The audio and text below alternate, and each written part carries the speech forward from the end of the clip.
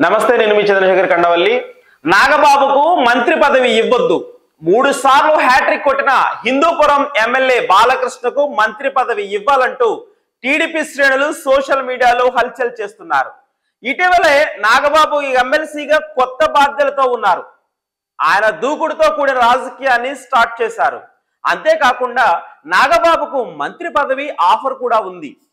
ఆయనను మంత్రిగా చేస్తామని కొద్ది నెలల క్రితమే చంద్రబాబు గారు పార్టీ లెటర్ హెడ్ మీద ప్రకటించారు. నాగబాబుకు ఈ నెల 30 నుంచి శాసన మండలిలో సభ్యుడిగా ఉంటారు. ఆయనకు మంత్రి పదవి ఇచ్చేందుకు అడ్డు అయితే లేదు. రాజ్యాంగం రీత్యా కూడా అది కుదురుతుంది. మరి రాజకీయం రీత్యా చూస్తే అది ఇప్పుడు జరుగుతుందా లేక ఎప్పుడైనా జరుగుతుందా అన్నదే ప్రధానమైన చర్చ సాగుతోంది. నిజానికి ఈ ఉగాదికి నాగబాబు ఒక్కరే కేబినెట్ మంత్రిగా ప్రమాణ స్వీకారం చేస్తారు అని ప్రచారం జోరుగా సాగుతూ వస్తుంది.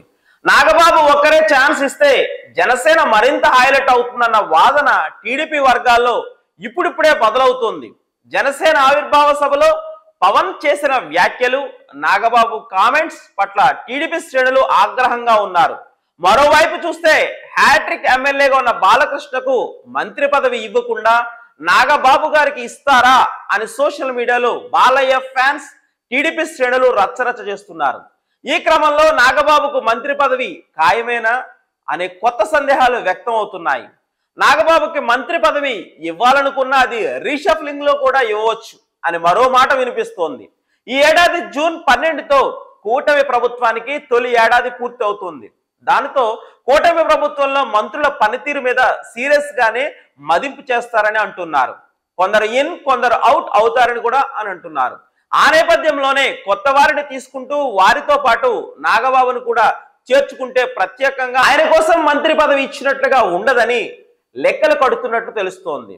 ఇక ఇప్పుడు అయితే వాతావరణం వేడిగా ఉంది.